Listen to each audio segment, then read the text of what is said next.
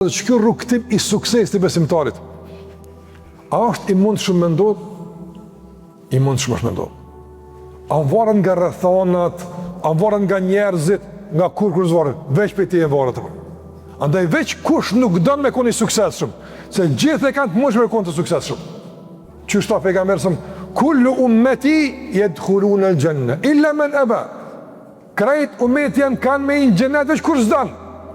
Kur zdanë, e që kjo aj që dënë me i. Pse? Qëllime ka Allahu në zogjen. Aj që dënë marit e ka Allahu faqebardh, sukses shumë. A ka mundësi mësë marit? Ja, s'ka mundësi. Veç nëse aj zdanë. Veç nëse aj zdanë. Prandaj të vëllezër, kjo shiko sa e shlirën njëri nga shumë barrat, pa nevojë me që i bardh, nga shumë domon probleme kështu me radhë. Sa njerë për shembull kthehet mundi ty në zhgënjim, në dëshpërim, në depresion. Pse? Për shkak se i ka dalë dikush në rrugë, i ka ndërprer rrugën e suksesit.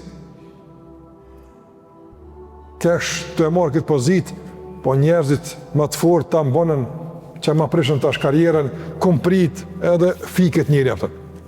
Domthon, jashtë konceptit islam për sukses, mundësia që me ndërhyjnë suksesin tënd, madje edhe nga elementet shumë të dobta, të thjeshta shumë e mundshme. Ndërsa sipas konceptit tonë për suksesin, nuk ka mundësi me të nalë kurkush, pas Allahut azza wajal. S'ka forcë të nalë, absolutisht. Prandaj ka thonë Ibn Taymi rahimullah, çfarë bëjnë armiqt me mua? Apo xhenet në komën e mrena, ti mos më mshtim burg, mos më nal mikrofonin, mos më nal tu, po suksesi është banal. Për shkak se s'pa e kërkoj piteje, nuk duhet certifikatën tonë, nuk duhet lavdatën tonë. Unë e du shpërblimin e plot tek Allahu xhallahu ala. E ai ndodh edhe kur foli edhe kur s'foli. E ai ndodh edhe kur dal edhe kur s'dal.